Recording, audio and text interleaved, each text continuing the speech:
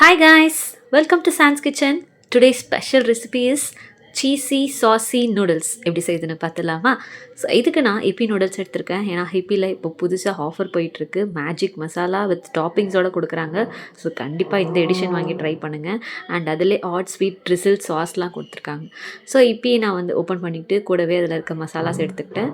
And அந்த சாஸையும் எடுத்துக்கலாம். And இது இல்லாமல் நம்ம எக்ஸ்ட்ராவாக ஆட் பண்ண போகிறதே இந்த எக்கும் இந்த சீஸும் தான். இது இன்னும் கொஞ்சம் டேஸ்ட்டாக என்ஹான்ஸ் பண்ணி கொடுக்கும்.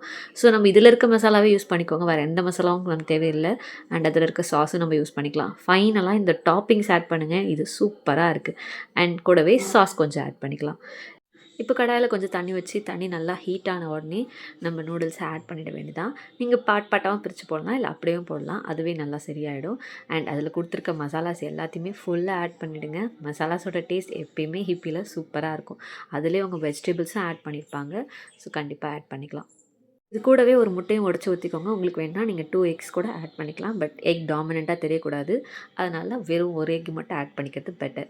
அண்ட் ஃபைனலாக நமக்கான சர்விங்க்கான ஒரு டாப்பிங் கொடுத்துருக்காங்களே, அதை கொஞ்சமாக ஆட் பண்ணிக்கோங்க.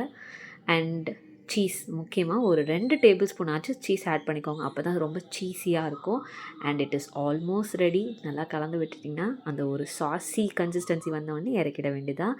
ஸோ ஃபைனலாக அந்த டாப்பிங்ஸை போட்டுட்டு இந்த ஸ்வீட் ட்ரிசிலான ஒரு சாஸையும் மேலே ஆட் பண்ணிவிட்டு கூடவே 2 டேபிள் ஸ்பூன் சீஸை மேலே அப்படியே டாப்பிங் பண்ணிட்டீங்கன்னா ஒரு யம்மியான cheesy saucy egg noodles ready.